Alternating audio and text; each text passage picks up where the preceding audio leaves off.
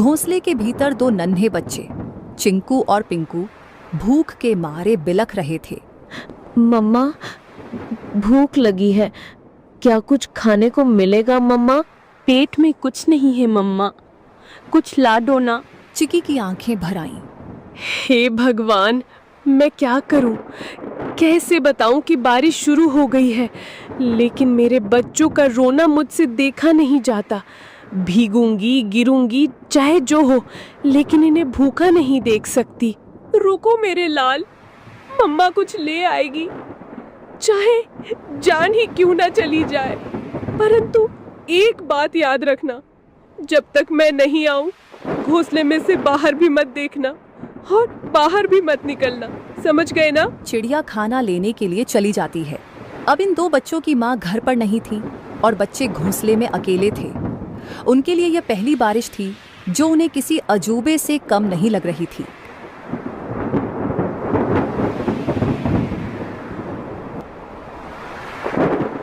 चिंकू बार बार गर्दन बाहर निकालकर देख रहा था। अरे ओ पिंकू, सुन रे, ये क्या चीज ऊपर से टपक टपक गिर रही है? कोई रो रहा है क्या? पिंकू घोंसले के कोने में दुबक कर बैठा था। अबे मूर्ख, रोने की आवाज नहीं है ये, बारिश है बारिश, आसमान बरस रहा है। पर ये आवाज कितनी डरावनी है। और पानी, इतना सारा पानी कहाँ से आता है रे? मत देख बाहर, मम्मा ने कहा था बिजली चमकी तो घोंसले समेत भस्म हो जाओगे। चिंकू सहम गया। हवा के साथ पानी की बौछारें घोंसले तक पहुंचने लगी थी। दोनों भीगने लगे। मम्मा कब आएगी पिंकू? भूख लग रही है यार, और डर भी। पिंकू कुछ नहीं बोला। उसकी आंखों में चिंता थी। मम्मा ने कहा था कि अगर मैं देर से लौटूं तो घबराना मत, चुपचाप बैठे रहना। डर से बड़ा कोई शिकारी नहीं होता। चिकी चिड़िया को जंगल में कुछ गेहूं मिले। उसने वो गेहूं को अपनी पतली टांगों से पकड़ा और तेज बारिश में फिर से बच्चों के पास लौटने की ठान ली। बारिश और हवा में अपना जोर दिखाना शुरू कर दिया था। उसे ना चाहते हुए भी एक पेड़ की डाल पर बैठना पड़ा। हे राम, बच्चे अकेले हैं, घोंसला खुला है और ये बारिश बढ़ती ही जा रही है। यदि बारिश थोड़ी सी भी कम हो तो मैं सीधी दौड़ती हुई उड़कर अपने बच्चों के पास पहुंच जाऊंगी। तभी बगल की डाली पर टोनी तोता फुर्र से आकर बैठा। अरे टुनी बहन, तू यहाँ क्या कर रही है इस तूफानी बारिश में? तुझे होश भी है कि बच्चे अकेले हैं? टोनी भाई, क्या करूं, उड़ नहीं पा रही, पंख गीले हो गए हैं। बहन, कल की बात बताऊं, मैं कबूतर बहन के घोंसले के पास से जा रहा था। क्या हुआ वहाँ? बहन, एक सांप आया था, बहुत लंबा और काला। चुपचाप डालियों के पीछे पीछे सरकता हुआ सीधा घोंसले तक पहुंच गया। फिर किसी ने देखा नहीं? मैंने देखा, मैं ऊपर ही उड़ रहा था। जब देखा कि सांप कबूतर के बच्चों के ऊपर झपटा, मैं चीखा जोर से, सांप सांप। सब पक्षी इकट्ठा हो गए, लेकिन तब तक बहुत देर हो चुकी थी। वो दो बच्चों को निगल गया बहन। चिकी सन्न रह गई। टोनी का चेहरा भावुक हो उठा। और जब कबूतर बहन आई ना, वो तो जैसे पगला गई थी। अपने घोंसले के पास आई तो देखा कि एक बच्चा खून से लथपथ पड़ा है और दो तो दिख ही नहीं रहे थे। वो बार बार पुकार रही थी, मेरे बच्चे, मेरे लाल, कहाँ चले गए तुम? उसके आंसू रुक ही नहीं रहे थे। अपने बचे हुए एक बच्चे को उसने पंखों में दबा लिया और फिर चुपचाप बैठ गई, जैसे दुनिया ही खत्म हो गई हो उसकी। मैं बता नहीं सकता कितना दर्द था उस माँ की आंखों में। टुनी की आंखें भर आईं। टोनी बोला, तू समझ रही है ना बहन, ये बारिश सिर्फ पानी नहीं लाती, भूख से तड़पते शिकारी भी लाती है। जल्दी निकल, पेड़ों की आड़ लेकर जा, मत रुक अब। चिकी चिड़िया उड़ती है और अपने घर की ओर जाती है। बारिश चल रही थी, लेकिन अंधेरा गहरा था और ठंडी हवा अब भी तीर की तरह चल रही थी। बस कुछ ही दूर और चिंकू पिंकू मेरा इंतजार कर रहे होंगे। तभी सामने से दो काली परछाई आई। ओए चिड़िया रानी, कहाँ चली बारिश में? चिकी चौंक गई। सामने दो शिकारी पक्षी रास्ता रोककर खड़े थे। आज तो किस्मत चमकी है, बारिश में भी नसीब ने हमें गरम गरम चिड़िया भेजी है। आज हम चिड़िया तुझे खा जाएंगे। अब चिकी चिड़िया के सामने यह नई मुसीबत आई थी। चिड़िया ने सोचा, इस बार में नहीं बच सकती, क्योंकि आज दोनों दरिंदे बदमाश इकट्ठा होकर आए हैं। मुझे आज बल से नहीं परंतु दिमाग से काम लेना होगा। उसके दिमाग में एक आइडिया आया, जब दुश्मन को हराना हो तो उनमें फूट डालो, जिसे दुश्मन की ताकत आदि हो जाती है। तुम दोनों बहादुर शिकारी हो ना, और मुझे खाना चाहते हो ना, परंतु तुम दोनों में से जो सबसे बड़ा शिकारी और सबसे ज्यादा ताकतवर होगा वही मुझे खाएगा। मैं तो सबसे खतरनाक हूँ, पंखों से पंजे तक मौत हूँ, मौत। तेरी औकात नहीं मेरे सामने, मैं तो उड़ते परिंदे गिराता हूँ। तू मुझसे बड़ा शिकारी नहीं हो सकता। तो भेड़ो ना, दिखाओ असली ताकत। मुझे तो वही खा सकता है जो सबसे ताकतवर है। दोनों शिकारी जल उठे। कौवा उड़कर सुल्तान की ओर झपटा। सुल्तान ने पलटवार किया। सबसे पहले मैं तुझे खाऊंगा, फिर इस चिड़िया को। तू खा नहीं पाएगा कालू। दोनों एक दूसरे को नोचते हुए हवा में झगड़ते हुए नीचे गिर पड़े। दोनों की हालत खराब हो गई और बेहोश हो गए। चिकी इसी मौके का फायदा उठाते हुए चुपचाप वहां से जल्दी उड़ते हुए निकल गई। उसके मन में एक ही बात थी, बच्चों तक पहुंचना है, बस अब देर नहीं। चिंकू और पिंकू कांपते हुए बैठे थे। बारिश अब थम चुकी थी, लेकिन डर अब भी घोंसले में था। तभी हवा में एक जानी पहचानी गंध आई। चिंकू, मेरे पिंकू, मैं लौट आई। मम्मा, हम कब से राह देख रहे थे कि आप कब आएंगी। मेरे लाल, तुम दोनों ठीक हो ना? डर तो नहीं लगा? बहुत डर लगा मम्मा, बिजली भी चमक रही थी। चिंकू बार बार बाहर देख रहा था। मैं तो कह रहा था ना जल जाएगा। बेटा, कभी कभी डर जरूरी होता है, लेकिन बहादुरी ये है कि डर के बाद भी टिके रहो। तुम दोनों ने बहादुरी दिखाई। पंखों में छुपाए हुए गेहूं को निकालकर मजेदार खाना बनाया और बच्चों को दिया। बच्चों ने भूख के कारण खाना खा लिया। अगली सुबह बारिश तो रुक चुकी थी, लेकिन घोंसले में सन्नाटा था। सूरज की हल्की रोशनी घोंसले में पड़ी तो चिकी ने देखा, चिंकू एक कोने में पड़ा कांप रहा था।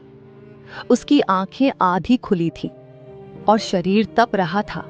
चिंकू, ओ बेटा, क्या हुआ तुम्हें? मम्मा, बहुत गर्मी लग रही है, पूरा बदन चल रहा है। हे भगवान, बुखार इतनी तेज, अब मैं क्या करूं? मम्मा, चिंकू को क्या हो गया? ये तो बोल भी नहीं पा रहा है ठीक से। चिकी ने खुद को संभालने की कोशिश की, लेकिन उसकी आंखों में आंसू भर आए। तू ठीक हो जाएगा बेटा, मम्मा यहीं है, कुछ करेगी, कुछ जरूर करेगी। उसने चिंकू को अपने पंखों में लपेट लिया। दिन भर वो उसके पास बैठी रही, चिंकू को साल भी दे दी। अगली सुबह जैसे ही सूरज निकला, टुनी को पिंकू की हल्की खांसी सुनाई दी। मम्मा, मुझे भी कुछ अजीब लग रहा है, सर भारी है। नहीं, अब तू भी? ये क्या हो रहा है मेरे बच्चों को?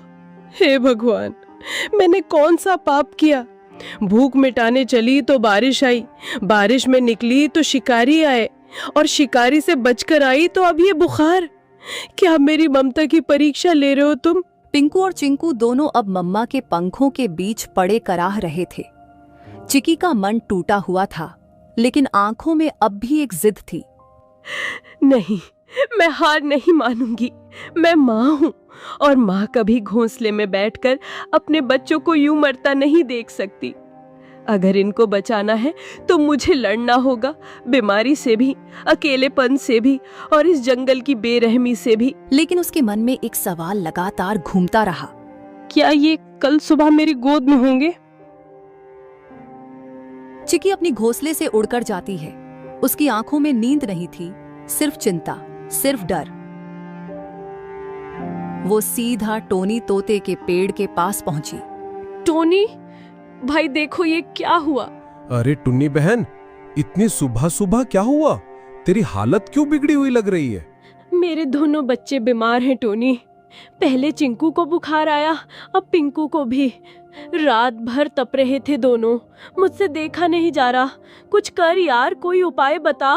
रुक, सुन, मुझे याद है जंगल के उस पार एक चूहा डॉक्टर है, बहुत समझदार। सब उसे डॉक्टर चिंटू कहते हैं। चल, अभी चल। बिना वक्त गवाए दोनों उड़ चले। जंगल के भीतर झाड़ियों के पीछे एक पुराना सा बिल था। बाहर लगे बोर्ड पर लाल निशान से पता चल गया, यही डॉक्टर का घर है। डॉक्टर साहब, जल्दी बाहर आइए। एक माँ के बच्चे बीमार हैं, बहुत बुरे हाल में हैं।